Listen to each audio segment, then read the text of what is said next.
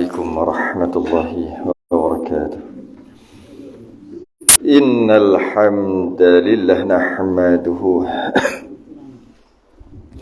ونستعينه ونستهديه ونستغفره ونعوذ بالله من شرور أنفسنا ومن سيئات أعمالنا. من يهده الله فلا مضل له ومن يضلل فلا هادي له. أشهد أن لا إله إلا الله وحده لا شريك له. أشهد أن سيدنا محمدا عبده ورسوله.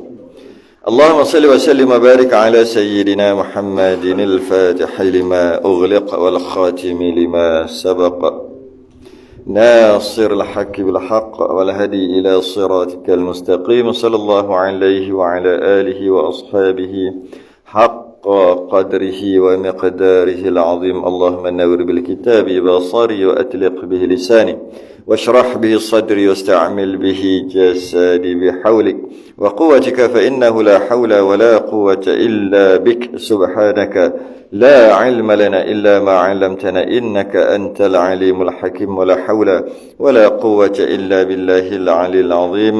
أما بعد. Alhamdulillah, malam ni sambung kitab Majmu' Salasi Rasail. Tahun lepas, sambung daripada tahun lepas juga. Muka surat 8 Jawi Rumi 14. 8 Jawi 1, 2, 3, 4, 5, 6 6 daripada atas. 8 Jawi 6 daripada atas. Rumi 14 kat bawah tu. Qala al-mu'allif rahimahullahu ta'ala wa nafa'ana wa iyyakum bi'ulumihi fid darain. Amin ya rabbal alamin. Dan mengambil akan suratan amal orang yang mukmin itu dengan tangan kanan. Kita bincang apa ni? Kita bincang berkaitan dengan pekerjaan hari kiamat. Apa yang berlaku pada hari kiamat nanti? Apa yang berlaku, kita dihimpunkan di padang mahsyar, akan dibalas kejahatan dengan seksa, kebaikan dengan nikmat. Di padang mahsyar, di panas matahari, di dalam panas matahari yang amat pedih, hangat. Kemudian lalu ikut titi sirat al-mustaqim, yang mana tempatnya di atas neraka jahanam. Habis kat situ. Kita boleh sampai kat situ. Dan sebelum tu yang terakhir dia kata, dan syurga dan neraka keduanya telah mawujud, telah ada sekarang ini. Itu last yang kita bincang, ya, yang kali terakhir. Dia nak bagi tahu bahawasanya syurga dengan neraka dah ada dah sekarang ni. Telah ada. Kenapa perlu disebut bagi tahu telah ada? Kerana Mu'tazilah mengatakan tak ada lagi. Syurga neraka belum ada. Nanti baru ada. Bila semua dah mati, dah kepada mahsyar nanti, masa tu baru Allah cipta syurga atau neraka. Sebab katanya jika Allah cipta sekarang macam sia-sia, sebab tak ada yang duduk. Dia pakai akal, dia fikir pakai akal dia. Sedangkan sekarang dah ada syurga, sekarang pun dah ada neraka. Okey. Kemudian apa lagi pekerjaan hari kiamat ni? Dan mengambil akan suratan amal orang yang mukmin itu dengan tangan kanan. Ambil buku catatan. Buku catatan apa yang kita buat atas dunia tadi dengan tangan kanan orang mukmin. Dan diambil oleh orang kafir akan suratan amal yang jahat itu dengan tangan kiri. Jadi maknanya tangan kiri malaikat, kita ambil tu daripada malaikat tu, tangan kiri ke tangan kanan. Jika tangan kanan, kita dah tahu dah sebenarnya keputusannya. Jika tangan kiri pun kita dah tahu dah keputusannya apa. Ada satu lagi, dari arah belakang pun sama dengan tangan kiri. Ada satu lagi ikut belakang. Jadi setelah dihisab dan ditimbang, keputusannya dalam bentuk suratan ataupun buku lah kita kata. Dalam bentuk buku. Setelah dihisab dan ditimbang. Cerita ni ada dalam surah Waqiah. Wa kuntum azwajan thalathah. Selepas daripada kita duduk pada mahsyar, kita akan dibahagikan kepada 3 golongan. Thalathah, 3 golongan. Fa ashabul maimanati ma ashabul maimanah. Pertama, golongan kanan. Alangkah mulianya golongan kanan itu. Wa ashabul mash'amati ma ashabul mash'amah. Golongan kiri, alangkah sengsaranya golongan kiri itu. Betul? Was-sabiqun as-sabiqun. Orang yang paling dahulu beriman, merekalah yang paling dahulu masuk syurga. Makanya para sahabat lah, VIP. Golongan sabiqun dia panggil. Golongan VIP, para nabi, para rasul, orang mati syahid, pemimpin yang adil. Jadi tangan kanan dan tangan kiri ini simbolik. Kerana tu kita disunatkan buat perkara-perkara baik biasakan dengan tangan kanan. Bukan saja-saja kok memanglah tangan kanan, sunat tangan kanan. Kenapa sunat tangan kanan? Kerana kita biasakan dengan tangan kanan sebagai simbolik, mudah-mudahan ketika menerima amalan tadi dengan tangan kanan. Betul kita buat tangan kanan walaupun dia kidal. Ada orang kidal. Nasib baik, nasib baik, nasib tak baik lah. Nak buat macam mana dia dah kidal? Nasib tak baik tu bukannya berdosa apa. Sebab banyak perkara-perkara dia tak boleh buat tangan kanan. Bukan tak boleh, dia kekok. Jadi kuranglah pahala rezeki tu. Kuranglah sikit. Kalau tangan kanan ni yang buat ni semua tak ada masalah. Cuma walaupun dia kidal sekalipun, seboleh-bolehnya ibadah-ibadah ni buat tangan kanan. Macam makan tangan kanan. Jangan makan tangan kiri. Maksudnya dengan sudu. Bukan makan tangan. Orang tak makan kan gini. Dengan sudu kan. Makan dengan sudu tapi tangan kiri. Tangan kiri. Kalau boleh, makanlah tangan kanan juga. Macam itulah. Susahlah sikit bagi dia. Macam mana pun, kebanyakan kita memang menganan. Bukan mengiriak. Kebanyakan kita. Majoriti pada kita. Cuma, tangan kanan ada juga orang guna tangan kiri. Cuma itulah nanti. Sebagai simbolik, mudah-mudahan terima nanti. Catatan nanti kan tangan kanan. Fa'amma man utiya kitabahu biyaminih. Adapun orang yang diberikan kitabnya dari sebelah kanannya, fasawfa yuhasabu hisaban yasira. Maka dia akan diperiksa dengan pemeriksaan yang mudah. Kalau dia terima buku catatan hisab dia tu dengan tangan kanan, lepas pada tu makin mudah. Wa yanqalibu ila ahlihi masrura. Kemudian dia akan pergi jumpa kepada keluarga dia dengan gembira. Maknanya kita dapat faham, orang yang beriman, keluarga yang beriman, dia dapat jumpa balik dekat padang mahsyar ni. Bukan dalam syurga, sebelum syurga lagi. Kita buat perumpamaan lah. Kita dapat terima buku catatan suratan amal tadi dengan tangan kanan, dia pergi syurga. Oh ya. Kalau ayah ada, ayah dapat. Oh ya, ayah pun dapat juga. Oh ya dapat. Oh dapat. Oh seronok. Waktu datang pula anak dia, cucu dia pula. Begitu. Tapi orang yang dia dapat dengan tangan kiri, dia akan lari. Dia akan lari daripada sanak saudara dia. Isteri akan lari pada suami akan lari pada isteri. Sebab apa? Nak dakwa ni. Anak akan lari pada ayah, ayah lari pada anak. Nak dakwa. Dakwa, ada yang nak dakwa, ada yang tanggungjawab yang tak dibuat. Maka dia nak dakwa waktu tu. Dia akan lari, tak jumpa. Tapi orang yang, keluarga yang, semua keluarga yang beriman, sama-sama beriman, dia akan seronok jumpa nanti kat padang mahsyar. Dan membaca akan dia oleh segala makhluk di padang mahsyar. Dan membaca akan dia oleh segala makhluk di padang mahsyar. Maknanya, mudah kata apa? Ada wayang besar. Apa yang kita buat tu? Ada wayang besar. Mudah-mudah kata gitulah. Semua orang boleh tengok. Dan nyatalah segala kebajikan dan kejahatan di dalamnya pada hari itu. Hari itu semua orang tahu lah. Cuma kita nampak macam macam mana? Buku amalan tu, masa duduk bicara, masa keputusan tu, buku amalan tu semua orang boleh tengok. Termasuk manusia, jin, binatang, malaikat, semua boleh tengok.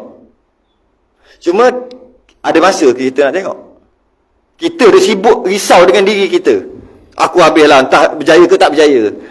Macam tak boleh kita tengok, rupanya jahat. Ada tak agak-agak? Rasa tak ada. Duk sibuk pasal diri sendiri. Sebab semua waktu tu telanjang. Yang dapat pakaian, para nabi, para rasul, yang mereka yang memberi pakaian kepada orang ketika di atas dunia. Banyak sedekah pakaian, maka dia akan dapat nanti. Orang yang banyak bagi makan minum pada orang di atas dunia, nanti dia tak akan haus dan dahaga dekat sana. Tapi majoritinya semua telanjang. Isteri Nabi tanya, bila Nabi cerita, Nabi tanya, tak malu ke? Dia kata, kamu tak sempat nak malu sebab kamu dah risau diri kamu jadi apa lepas ni. Tak sempat nak tengok aurat orang, tak sempat nak malu. Sama lah juga, walaupun ditayang di padang mahsyar, tak sempat nak tengok. Orang yang dah garanti syurga, dia je lah kot yang tengok. Sebab aku dah tahu dah, macam tu kot. Kalau kebanyakan orang tak sempat nak tengok. Kalau tengok pun tak sempat nak fikir. Sebab diri dia sendiri tu macam mana dia tengok orang punya. Nanti kalau dia seronok gelakkan orang, nanti dia pula orang gelak. Jadi tak sempat, memang tak sempat. Memang tak sempat. Maka ternyatalah, terzahirlah keadilan mahkamah Allah pada ketika itu. Dan menyesal menangis ahli maksiat hingga keluar darah daripada dua matanya. Menangis orang maksiat kerana menyesal sungguh-sungguh. Ini baru betul hanya menangis. Apa nama dia? Keluar air mata darah. Ini baru betul lah. Atas dunia ni tak ada menangis sampai keluar air mata darah. Menangis sungguh, menyesal dan menangis sungguh-sungguh sehingga mata dia keluar darah. Orang ahli maksiat. Sebenarnya ahli yang beriman pun menangis, menyesal juga. Bukan menyesal, tapi menyesal dan menangis juga orang beriman. Tapi tak hingga keluar air mata darah. Kenapa orang beriman, orang yang dah masuk syurga pun, yang akan masuk syurga pun menyesal juga? Dia menyesal bila dia tengok ibadah yang dia buat. Dia tengok ibadah yang dia buat, dia kata, kalau aku tahu, aku buat lebih lagi. Jadi dia menyesal kat situ. Dia menyesal kerana tak buat lebih banyak. Tapi menyesal juga lah. Kalau aku tahu lah pahala sunat lah. Yang wajib tak boleh buat lebih dah. Yang wajib yang itu aja. Mana boleh lebih dan mana boleh kurang. Yang sunat-sunat ni. Kalau lah aku tahu macam ni punya besar pahala, aku tak nak tidur, aku nak apa? Masa tu lah. Masa tu baru nampak tahajud ke apa. Kalau nampak zikir-zikir, Allah besar ni punya pahala punya, Allah nikmatnya. Kalau aku tahu, aku tak tidur zikir. Tapi sekarang kita tak rasa. Kita tak rasa. Sebab tu hari kiamat banyak nama. Antaranya hari qiyamah, hari yang dibangkit, qiyam, hari dibangkitkan. Antaranya hari akhirat, negeri akhirat, maksudnya yang terakhir. Ada negeri tempat kembali, yang mana kembali asal kita daripada akhirat. Kita asal syurga. Tok nenek kita kembali. Ada kata hari berkumpul, sebab ramai-ramai berkumpul. Ada kata yaumul hisab, hari hisab, hari perhitungan. Ada kata hari kebangkitan, dibangkitkan. Ada kata hari pembalasan, semua dapat balasan. Ada kata hari yang dijanjikan. Dan ada kata hari penyesalan. Banyak nama. Hari akhirat ni ada 99 nama. 99. Yaumiddin, Malik Yaumiddin tu kan. Hari agama dan sebagainya. Dia banyak. Antara salah satu nama hari akhirat adalah hari penyesalan. Orang yang maksiat masuk neraka menyesal, orang yang masuk syurga pun menyesal. Cuma kadar penyesalan tu berbezalah. Menyesal yang ni kerana tak buat lebih lagi. Menyesal yang neraka ni kerana masuk neraka memang menyesal. Orang neraka akan menyesal, orang beriman juga akan menyesal. Dan dijadikan Allah Ta'ala bagi mereka itu akan ilmu yang mudah faham akan dia. Allah akan kembalikan balik kita semua, jadikan balik. Malah Allah kembalikan balik cara berjalan, cara bercakap, semua perangai-perangai itu Allah kembalikan balik waktu tu. Ilmu-ilmu yang ada semua Allah kembalikan balik.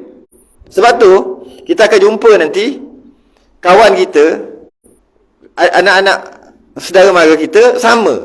Mungkin cara jalan dia, masa dia jalan tu dia seret kaki selipar, dia suka. Dia tengok, ni macam sepupu aku, tengok betul. Ada yang cakap bila kelang-kelang kabut je dia kelang kabut sikit. Dia tak bertenang. Bercakap. Siapa dia bercakap laju-laju ni? Saya kenal suara ni. Ya. Allah kembalikan semua. Malah ilmu-ilmu Allah kembalikan supaya mudah faham. Mudah faham dengan maksud supaya tahulah apa yang berlaku. Kalau tidak, dia jadi macam, kalau tak kembalikan ilmu, jadi macam tak tahu benda pula. Kembalikan ilmu. Semua dia tahulah peristiwa, tahu takut, tahu malu dan sebagainya. Kenal orang, tahu bercakap. Allah kembalikan balik. Dan dapat bahagialah segala orang yang mengikut surahan Allah Ta'ala. Bahagia orang ikut surahan Allah dan Rasulnya, dan daripada segala perkataan dan perbuatannya dan amalannya dan amalannya. Jadi bahagialah orang macam ni, yang perkataan, perbuatan dan amalan mengikut surahan Allah dan Rasul. Dan dapat celaka segala orang yang derhaka kepada Allah Ta'ala, tiada mengikut akan amarnya, perintahnya dan nahinya dan tegahannya. Tak ikut, maka derhaka, maka celakalah orang macam ni. Cuma kalau kita baca sekali, seolah-olah kita masuk syurga kerana amalan kita. Ya, secara zahirnya begitu, tapi hakikatnya tidak. Hakikatnya kita masuk syurga dengan rahmat Allah, bukan dengan amal ibadah kita. Kerana banyaknya nikmat yang Allah bagi tak terbalas. Kalau katalah apa yang Allah bagi nikmat atas dunia, dengan ibadah yang kita buat, itu pun tak dapat balas. Ini kan pula nak syurga. Jibril pernah cerita dekat Nabi. Dulu ada seorang lelaki, bila sebut dululah, zaman dulu, ada seorang lelaki yang melakukan ibadah tak henti-henti selama 500 tahun. Orang dulu biasa je, 1000 tahun, 2000 tahun tu biasa je. 500 tahun ibadah tak henti-henti selama 500 tahun. Dia mengasingkan dirinya dekat atas bukit. Dia mengasingkan dirinya ke atas bukit, seorang-seorang, maknanya tak buat masyarakat, seorang-seorang. Dia cuma minta rezeki Allah bagi sekadar nak hidup aja. Maka Allah bagi dia rezeki setiap hari satu mata air sebesar ibu jari. Air duk keluar daripada tanah besar ibu jari.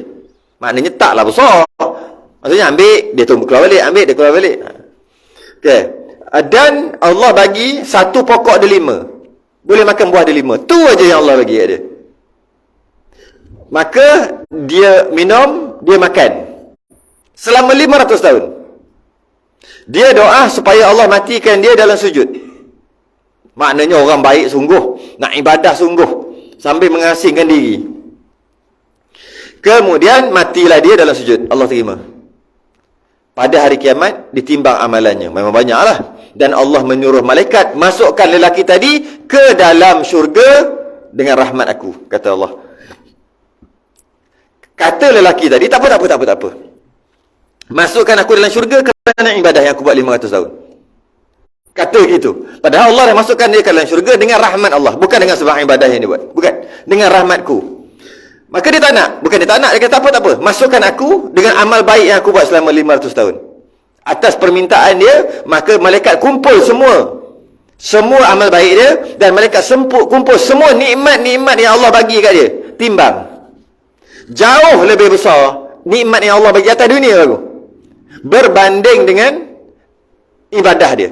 Tak boleh nak banding. Besar sangat nikmat yang Allah bagi, nak berbanding dengan ibadah 500 tahun. Kita kata ya gitu. Ya. Walaupun sekecil-kecil nikmat, kita tak sedar nikmat sebab kita dapat, Allah sentiasa bagi. Kalau Allah tarik baru terasa. Sebab tu orang kata, bila dia sakit baru dia rasa nikmat sihat. Bila dia miskin baru dia rasa nikmat kaya. Orang yang lahir-lahir kaya, dia tak rasa nikmat kaya. Orang yang lahir-lahir duduk sofa empuk, harga 15,000, 20,000, Lorenzo. Kita masuk kedai tu tengok saja sofa dia. Duduk tenggelam, hilang punggung. Mana punggung aku? Nak bagi tahu. Sedapnya duduk. Lahir-lahir duduk gitu, dia tak ada dapat nikmat. Duduk, tak rasa apa pun. Cuba tu, yang duduk atas kursi span pun tak ada tu. Kadang-kadang masuk selumbar dekat punggung. Nak bagi tahu biasa je. Cuba datang rumah tu kejap. Tengok anak-anak dia, duk melompat duduk, Allah bestnya, Allah bestnya. Diorang yang terima nikmat. Orang tuan rumah tak terima nikmat pun. Sebab apa? Sebab dah biasa duduk Jadi kalau kita nikmat yang kita dapat, kita tak sedar ianya nikmat sebab kita dapat hari-hari. Tahu tak, nikmat buang air kecil lebih besar daripada 10 juta ringgit tu. Betul tak? Percaya? Tak boleh kencing sejam, 2 jam. Sanggup tak habis 10 juta? Ada 10 juta dalam bank ni? 3 jam. Oh tak ada, banyak duit. 4 jam. Cepat sikit lah. 12 jam tak boleh kencing. Bekok dah ni. 2 hari. Nak kencing boleh, bagi 10 juta. Tak mau lagi, tak apa. Seminggu tak kencing. Oh, tak, rasa tak boleh tahan. Tak logik, 3 hari kot. 3 hari dah nak meletup dah. Buat sakit. Tak boleh. Bagilah 10 juta. Kita ada 10 juta tu je. Kita bagi tak? Tak boleh. Nak lagi? Up. Sebulan. Mana ada. Tak mungkin. Bila tak boleh kencing, tak boleh nak masuk air. Kalau masuk air, dia nak ke mana lagi, dia tak boleh keluar. Tapi kita duk kencing hari-hari, tak terasa pun nikmat tu. Nikmat tu pun tak boleh, nikmat kencing je pun tak boleh bayar apa ibadah yang kita buat kepada Allah. Tak boleh bayar. Tak sedar, itu baru sekali kencing. Buang air besar lagi. Itu yang jenis tu. Jenis makan yang sedap ni. Sedap tu, sedap ni, sedap tu.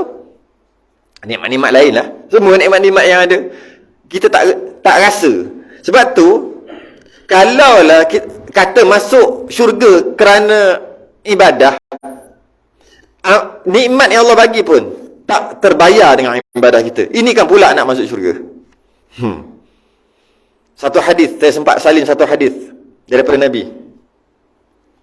Lan yunjiya ahadan minkum amaluhu. Tidak ada seorang pun akan selamat di akhirat nanti semata-mata kerana amalannya. Qala rajulun, kata seorang sahabat, wala iyyaka ya Rasulullah. Walaupun engkau sendiri, jawab Nabi, wala iyaya, walaupun aku sendiri. Walaupun aku sendiri. Sebenarnya ibadah Nabi kan hebat. Illa an yataghammadani Allahu minhu birahmatin. Ya, walaupun aku sendiri, kata Nabi, melainkan semuanya dengan rahmat Allah. Bukan kita masuk dengan ibadah kita. Kita beribadah kerana kita hamba. Dalam masa yang sama, muka tak malu kita ni nak syurga. Kena kata gitu lah. Ke ibadah kita boleh masuk syurga? Semayang pun tak khusyuk. Nak syurga benda. Semayang pun terpaksa. Cuma, nak tak nak, buat muka tak malu lah. Sebab kita dituntut untuk minta syurga. Tapi, kita beribadah bukan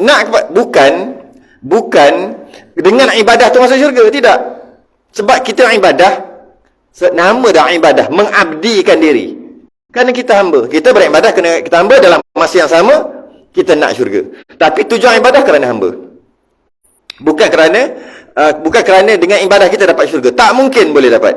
Tak mungkin. Dan kita masuk syurga kerana rahmat Allah. Dia kata, seorang itu masuk syurga dengan rahmat Allah, masuk neraka dengan keadilannya. Dia pelik sikit. Masuk syurga kerana rahmat Allah, dengan rahmat Allah. Masuk neraka dengan keadilan Allah. Mari kita tengok. Betul tak masuk syurga dengan rahmat Allah? Setelah ditimbang dekat mizan amalan kita, katalah berat belah dosa, kemudian dimasukkan ke dalam neraka untuk cuci dosa-dosa.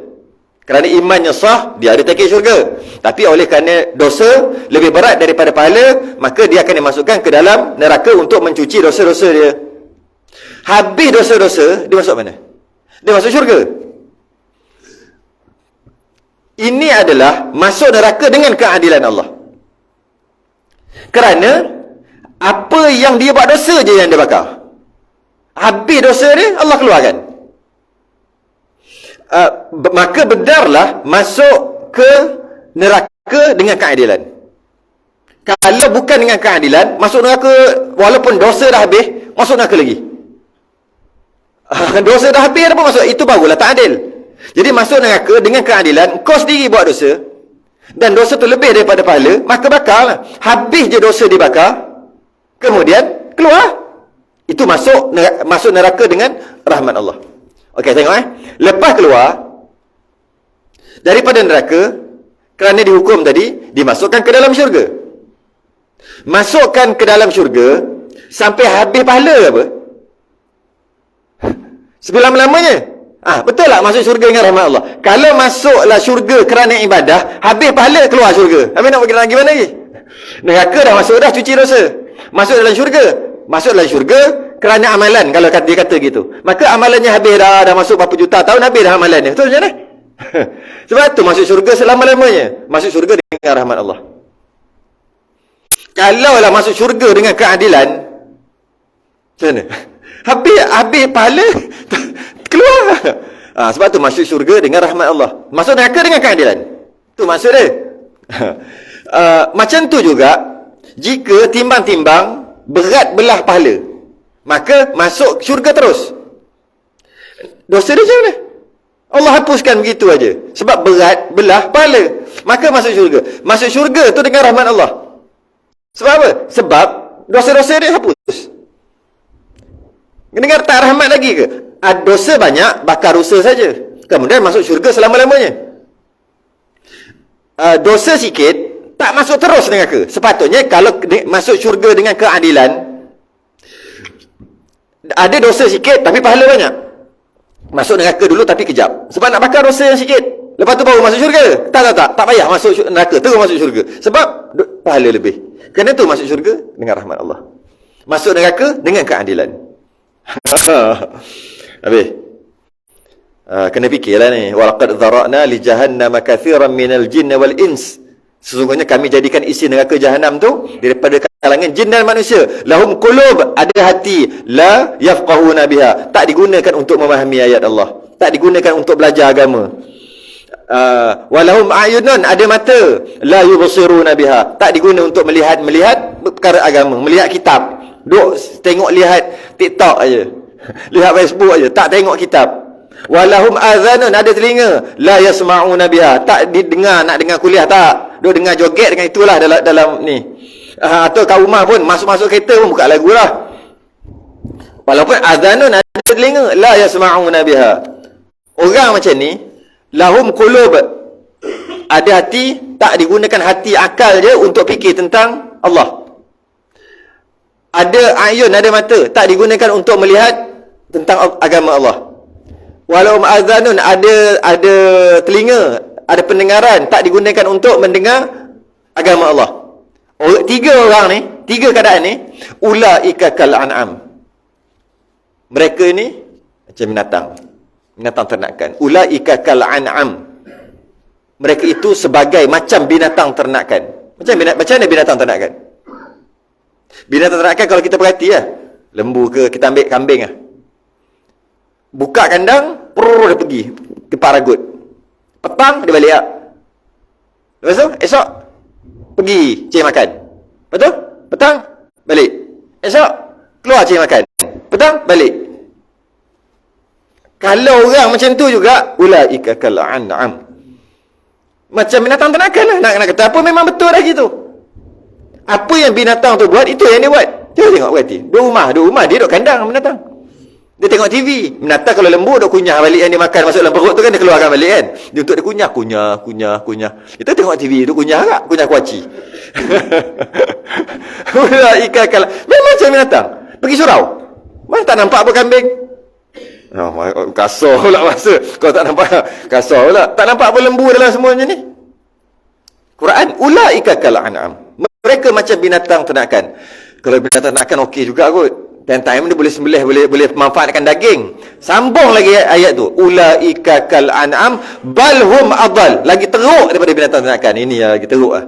Sebab apa? Binatang ternakan padan lah, dia tak ada otak, tak ada akal. Otak ada, akal tak ada. Kita ada akal, tapi macam dia. Ulaika humul ghafilun. Mereka itulah orang-orang yang lalai, orang yang rugi. Alhaakumut takatsur, mereka, kamu telah dilalaikan. Hatta zurtumul maqabir, sampai masuk kubur. Kalla sawfa ta'lamun, jangan macam tu, nanti kau akan tahu. Nanti akan datang kata jangan macam tu. Kalla, jangan macam tu. Summa, kemudian kalla sawfa ta'lamun, ulang balik, jangan macam tu, nanti kau akan sedar, kau akan tahulah nanti. Kalla law ta'lamuna ilmal yaqin, jangan macam tu, kerana kamu akan mengetahui dengan ilmul yaqin. Ini ilmu yakin. Ilmul yaqin. La tarawunnal jahim, bahawasanya kamu ketika melihat neraka jahim, akan masa tu, sebelum melihat neraka jahim, iaitu di atas dunia, dia panggil ilmul yaqin.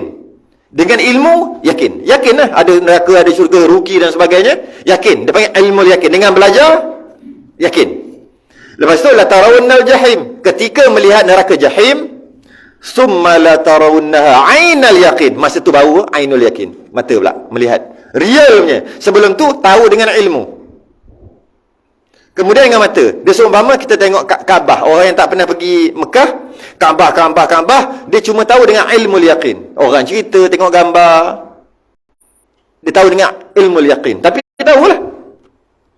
Bila dia pergi sendiri, dia tengok, dia dah tahu juga dengan ainul yakin, dengan mata lendai dia tengok sendiri.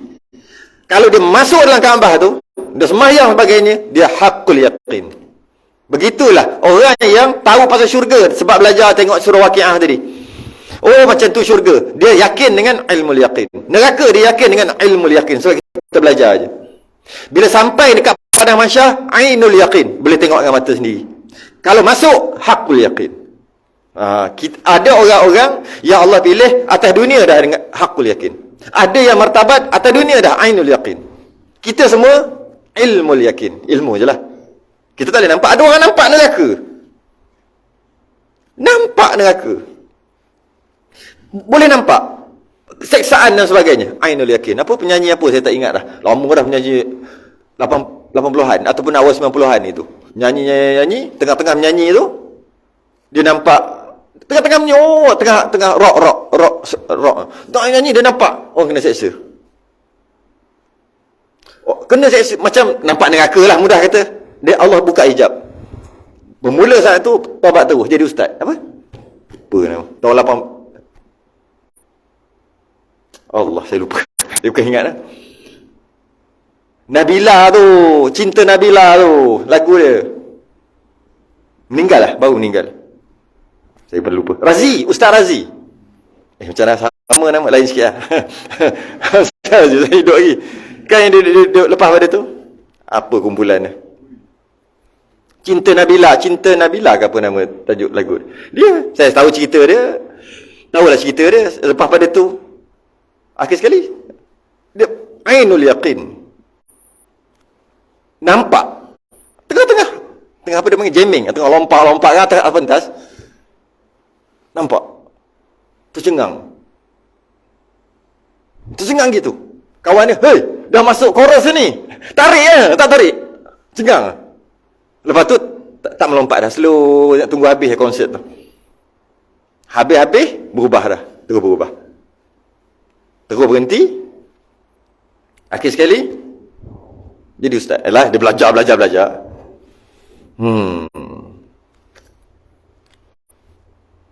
Saya tak ingat lah lagu apa. Tapi cerita tu ingat lah. Sebab kita jumpa. Best. Habis. Dan wajib. Habis dah. Habis bab tu. Bab akhirat dah. Bab akhirat dah habis. Masuk bab lain pula. Dan wajib diketahui akan segala rasul dan 25 orang. Dan wajib diketahui akan segala rasul dan 25 orang. Yang 25 orang wajib. Dan iaitu Adam, Nabi Adam dan Nuh dan Idris dan Saleh dan Ibrahim dan Ishaq dan Ismail dan Luth dan Hud dan Yusuf dan Yaqub dan Musa dan Harun dan Syuaib dan Zakaria dan Yahya dan Isa dan Daud dan Sulaiman dan Ilyas dan Ilyasa dan Zulkifli dan Ayub dan Yunus dan Nabi kita Muhammad alaihi wassalatu wassalam. Ni Nabi 25. Wajib tahu 25 Rasul. Tak semestinya hafal, tapi kalau hafal baguslah. Hafal, nyanyi lagu Raihan tu. Sekejap je boleh hafal. Kalau tak menyanyi tak hafal. Kalau kira satu-satu 23. Kira balik 25. Kira balik 24. Kira balik 22. Biar betul. Tapi kalau nyanyi memang sempurna semua. Jadi nyanyi ajalah, tak ada masalah pun. Kan kita kira. Jadi kalau macam tu tak hafal, berdosa ke? Sebab dia kata wajib tahu 25. Tak. Maksud wajib tahu, jika dilintangkan nama mereka, diberikan nama, maka kita tahu dia Nabi dan Rasul. Dia Rasul. Itu maksudnya tahu. Kata-kata Ibrahim, Nabi. Rasul lah, Nabi. Yaqub, ya, Rasul. Zulkifli, Rasul. Karim, tiba-tiba Rasul. Masalah. Tak selesai fardu ain dia. Gitulah. Macam itulah. Bukannya katakan hafal satu-satu. Adam kalau orang lain apa orang lain lah, orang putih apa dia kata Adam mak. Adam, dia pelat, orang pelat. Adam. Noah. Kan? Idris tak tahu apa benda dah. Pelik sikit saya ada bacalah. Apalah jauh lah bunyi dia. Apa? Anak Nuh, pelik lah, jauh sikit Idris ni.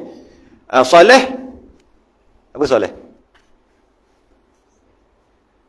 Salem. Saleh Salem. Kan orang pelat. Orang putih kan pelat. Salem. Ibrahim, Abraham, Ishak, Isaac, Ismail, apa? ada. Tapi dia orang Ismail. Tak ingat mana siapa apa. Samuel. Bukan. Itu Nabi Samuel ada. Nabi Samuel rambut panjang. Ada satu tulang unta dia pegang. Itu cerita lain. Nabi Samuel. Macam itulah Samuel. Rambut panjang. Tu. Nabi ni dia tak ada pengikut. Dia semua tak beriman dengan dia. Cerita Nabi Samuel. Ketika Nabi Isra Mi'raj, Nabi jumpa. Oh, ini ramai umat dia ni ramai. Nabi jumpa. Nabi tapi tak ada umat. Seorang-seorang dia. Rambut panjang. Itu kan Ismail apa tah? Lain lah. Lut juga kan? Lut juga asalnya, kan? Lut juga. Hud, Robin Hood tu. HOOD, Hud. Yusuf, Joseph. Yaqub, Jacob. Musa, Moses. Harun, Aaron. Laju lah tu. Syuaib. Tak tahu. Zakaria, bunyi Zakaria jugalah, bunyi Zakaria. Yahya ada. John macam jauh sangat je. Yahya apa? Joseph apa? Lupa lah. Isa, Jesus. Daud, David, Sulaiman, Solomon. Ilyasak ni ada. Ilyas apa? Dalam mana? Oh ada. Oh, dua orang dah bagi dah. Oh, bagus. Dalam grup Oh, dalam grup ada. Tengok siapa yang tak ada grup siapa masuk dalam grup saya. Ada dua orang dah post dah. Laju dia orang ni. Tak apa lah, saya tak tengok grup tu. Zulkifli. Dalam live ada? Oh, dalam live ada. Ya kan dalam grup. Tak jumpa pun. Oh, ada. Oh, tu. Idris tu Enoch. Tu kata pelik sikit. Yang lain semua betul. Lut betul. Ishmael. Pelat. Yusuf dan Joseph. Oh, Ayub, Job. Job. Oh, apa? Steve Job tu. Oh, Job. Zulkifli, Kifl. Dan itulah. Syuaib juga. Ilyas, Elijah. Ilyasak, Elisha. Yunus, Jonah. Zakaria, Zakri. Yahya, John. Oh, John. Betul lah. Betul. Okey lah, gitulah. Bahasa tapi sama. Sebab apa mereka sama? Sebab mereka terima Nabi yang sebelum tu semua mereka terima. Cuma mereka tak terima Nabi kita je. Sebab Nabi kita daripada jaluran Nabi Isa AS. Nabi Ismail AS. Mereka daripada Nabi Ishaq, Nabi Yaqub ke bawah, itu yang diorang terima keturunan mereka. Sehingga Rasul akhir zaman daripada keturunan Ismail. Adik-beradik Ishaq tadi mak lain lah, Siti Hajar dengan Siti Sarah tadi kan. Madu, dua tu bermadu. Jadi tiba-tiba kita ingat keturunan kita, sebab Nabi ramai dah keturunan kita. Tiba-tiba keturunan Rasul akhir zaman keturunan Ismail. Itu yang dia tak boleh terima. Sebab tu dia terima juga Nabi-Nabi. Cuma dia punya bahasa tu lain sikit lah. Biasalah. Kena ingatlah satu-satu semua tu. Kena ingat. Kena ingat. Kalau pemain bola boleh ingat seorang-seorang, siap yang simpanan boleh ingat. Yang simpanan tu tak pernah masuk lagi main kan, siap ingat satu-satu lagi. Nama artis semua ingat. Nama jalan semua ingat. Semua boleh ingat. Tapi 25 nama Rasul tak boleh ingat. Tak boleh ingat tu maksud tak boleh ingat satu-satu. Memang saya yakin semua orang tahu lepas fardu ain. Bila kita sebut semua orang tahu. Cuma dari segi hafal satu-satu, malu lah. Malu. Yang bangsa Arab ada 4 orang daripada 25 ni. Nabi Hud, Saleh, Syuaib, Nabi kita Nabi Muhammad. 4 Arab, bangsa Arab. Yang lain ya Bani Israel. Bani Israel lah. Arab 4. Hud Yaman, Saleh, Nabi Saleh Hijr tu sanalah. Syuaib yang Nabi Musa jumpa tu Madian. Nabi Muhammad kita tak tahulah kan, Nabi kita. Kebanyakan Bani Israel bermula dengan Yaqub. Sebab Yaqub ada 2 nama. Nabi Yaqub ada 2 nama. Satu nama Yaqub, satu lagi nama Israel. Ada 2 nama. Itu yang Israel, ya Bani Israel. Wahai anak cucu Israel tu, wahai anak cucu Yaqub sampai Isa. Yaqub sampai ke bawah sampai Isa. Sebab tu bukti Islam bukan untuk orang Arab. Sebab ada orang kafir dia kata apa agama Arab. Bukan. Cuba kita tengoklah Nabi yang 25 je, majoriti bukan bangsa Arab. Lepas tu dia kata agama-agama Islam ni agama daripada bangsa Arab. Agama Arab lah kan. Agama Arab. Bukan. Majoriti tu bukan Arab. 4 aja daripada 25. Semua Bani Israel. Tapi dia orang kata gitu. Dia orang tak terima. Dan Uzair. Sambung lagi. Kau berapa? 8,5. 1. Dan Uzair. Uzair ni Nabi. Kita baca dulu. Dan Uzair dan Luqman dan Zulqarnain. Dan yang 3 ini bersalah-salahan. Ulama khilaf oleh ahli tafsir. Maka kata setengah ulama Rasul, kata setengah Nabi, kata setengah wali. Wallahu a'lam bissawab. Wa ma arsalna min rasulin illa bilisani qaumihi liyubayyina lahum. Kami tidak mengutuskan seorang Rasul pun melainkan dengan bahasa kaumnya supaya ia dapat memberi penjelasan dengan terang kepada mereka. Nabi Uzair, Nabi Luqman, Nabi Zulkarnain, kalau kita panggil Nabi lah, Nabi itu, mereka menyampaikan. Pertama, Nabi dan Rasul ada khilaf dari segi ta'rif, definisi. Yang paling masyhur, Nabi Rasul dulu. Rasul adalah utusan Allah, lelaki utusan Allah, terima wahyu untuk dirinya dan disampaikan kan, sampaikan kepada umat. Nabi lelaki terima wahyu daripada Allah untuk dirinya sendiri, tak kena sampai dekat umat kan. Itu yang masyhur kan. Tapi ada pendapat lain, malah itu yang lebih muktamad sebenarnya, bukan yang masyhur tadi, iaitu Rasul diterima wahyu untuk menyampaikan kepada umatnya, betul. Nabi pun terima wahyu untuk menyampaikan pada umatnya. Cuma apa beza dia? Rasul menyampaikan syariat baru. Nabi menyampaikan syariat Rasul sebelum tu. Syariat ni hukum hakam lah tu syariat.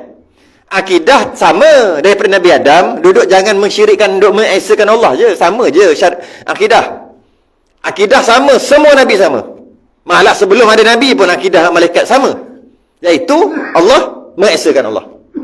Itu dari segi akidah. Dari segi hukum hakam berbeza setiap Rasul.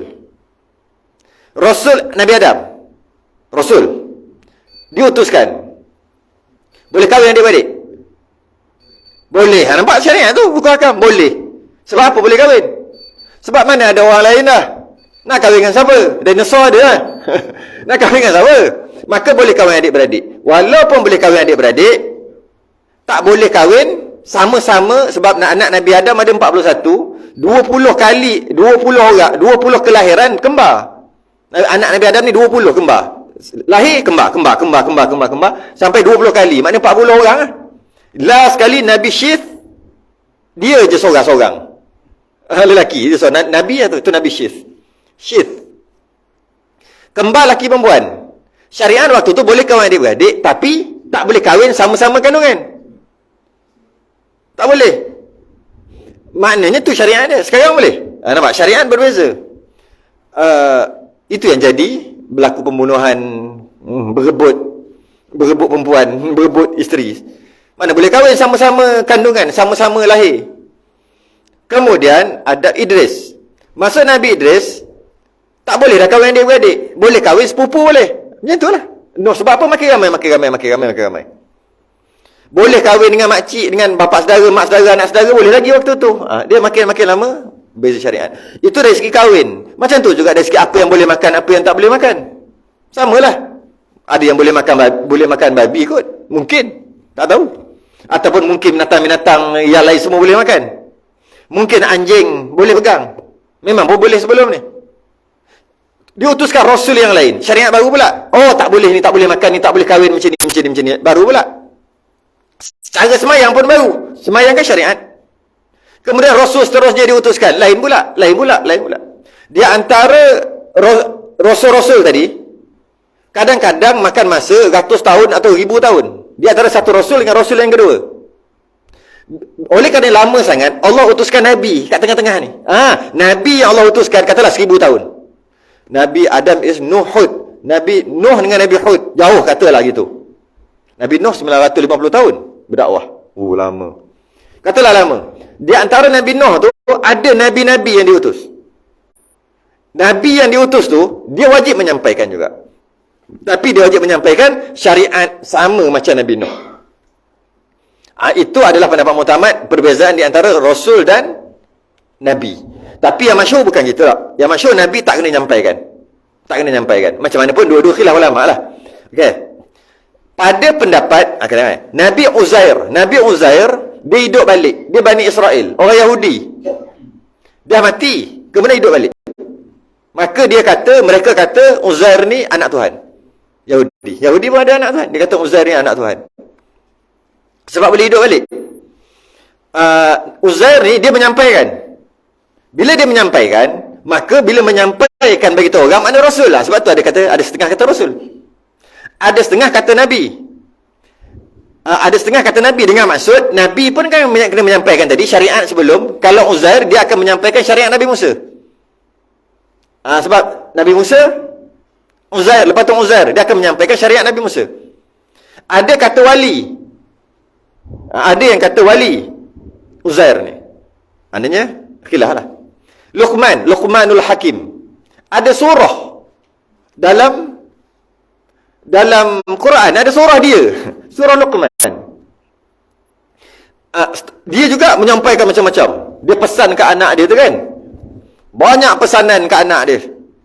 Maka dalam kisah tu dia menyampaikan. Maka bila menyampaikan, Rasul yang kata pendapat tu. Yang kata tak, Nabi pun menyampaikan syariat Rasul sebelum. Ada kata Nabi. Zulkarnain pun sama juga. Zulkarnain, tapi bukan Alexander the Great, bukan. Sebab kalau tengok pada sejarah Alexander the Great tadi tu, jahat, kahwin lah, curi ambil perempuan orang semua, memang tak sesuai lah. Dengan Zulkarnain yang buat tembok tembaga untuk menghalang Ya'juj Ma'juj. Dan katanya dah berlubang dah sekarang ni. Dulu berlubang sikit, sekarang dah berlubang habis dah. Dah keluar dah Ya'juj Ma'juj katanya. Dan kita tak dituntut untuk cari mana siapa. Nanti ni Ya'juj Ma'juj kot. Perangai pelik. Tak dituntut. Dia dah ada dalam kalangan kita, ada orang kata gitu. Sebab dah keluar dah. Takkan daripada zaman Zulkarnain. Kemudian pada zaman sahabat dah besar bola pingpong tu, bola tu. Sekarang takkan tak ni lagi. Tak kisahlah dia keluar atau tidak. Kita tidak dituntut untuk mencari Imam Mahdi dah turun ke belum, Nabi Isa dan sebagainya, Ya'juj Ma'juj, kita tak dituntut pun untuk cari. Bincang cerita-cerita tentang sejarah boleh, sebab dia panggil fiqh tahawulat. Kena mengaji juga tu, fiqh tahawulat. Fardu ain biasa orang sebut 3 kan, akidah, tauhid lah, fiqh, hukum hakam dengan tasawuf kan. Sebenarnya ada satu lagi, fiqh tahawulat. Macam mana ambil, ada kata-kata ada 4, macam mana boleh kata ada 3? Kata ada 3 daripada hadis Jibril. Jibril menyamar jadi orang lelaki, dia tanya Nabi tu, para sahabat tak tengok, Jibril tanya, terangkan, akhbirni anil iman, kau terangkan aku iman tu apa? Jibril tanya, Nabi pun jawab. Nabi jawab rukun iman. Kemudian fa akhbirni anil Islam, Nabi jawab tu jadi rukun Islam. Fa akhbirni anil ihsan, tentang ihsan. Kemudian habis pada tu Jibril tanya lagi, mata sa'ah, bila kiamat? Betul, Nabi kata yang tanya lebih tahu daripada yang ditanya. Jibril tanya lagi, bagi tahu kat aku tanda-tandanya. Maka Nabi beritahu tanda apabila orang tak pakai selipar boleh buat bangunan, anak jadi tuan kepada maknya dan sebagainya. Itulah dia akhir zaman, peristiwa akhir zaman. Maka dia fardu ain juga, tapi dia duduk yang last sekali. Cuma bukan kita wajib belajar dan mencari-cari, bukan. Wajib tahu, oh begini, dajalnya begini akhir zaman. Dia panggil fiqh tahawulat. Oh gini. Apa? Eskatologi kan? Bahasa universiti ni. Tak silap eskatologi. Bunyi pelik. Eskatologi. Betul lah. Cerita tentang akhir zaman. Kenapa perlu tahu? Supaya sentiasa bersedia. Tapi bukan disuruh untuk mencari. Ada orang kerja duk cari je. Kaji kau tu, kaji kau ni untuk nak cari Dajjal. Wah. Dajjal mata 1, dia mata 2. Bukan ni. Kan? Kita tak dituntut untuk. Cuma kita dituntut untuk tahu peristiwa akhir zaman. Semua supaya kita bersedia. Tak tahulah, kita duduk sibuk-sibuk cari. Kita duduk belakang Imam Mahdi ke duduk belakang Dajjal? Tak tahu lah, sibuk duk cari apa. Kita mantapkan akidah kita je. Cukup. Habis kat situ lah. Dan Uzair, Luqman, Zulkarnain, ada kata wali, ada kata Nabi, ada kata Rasul. Satu seorang lagi, Imran. Dalam Quran juga. Imran.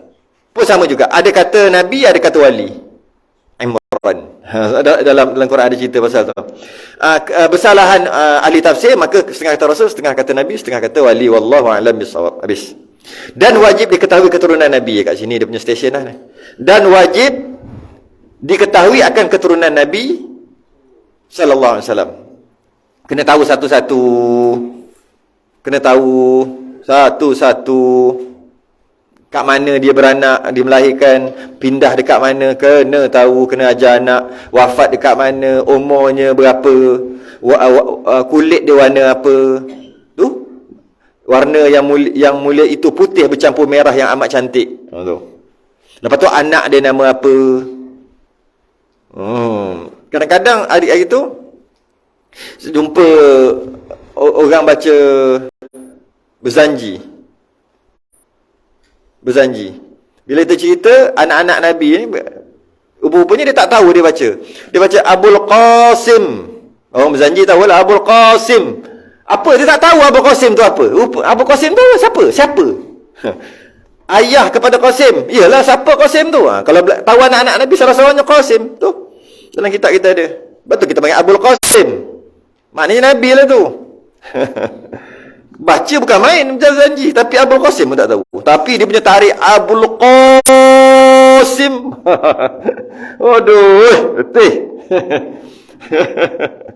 Bukan yang salah, elok. Kita pun sedap juga dengar. Suka juga dengar. Sedap suara. Tapi biarlah tahu. Abul Qasim berpuluh kali tak kenal Abul Qasim tu siapa. Dan wajib diketahui akan keturunan Nabi. Kat situ. Tunggu dulu. Kita sudah dengan tasbih kafarah. Subhanallah.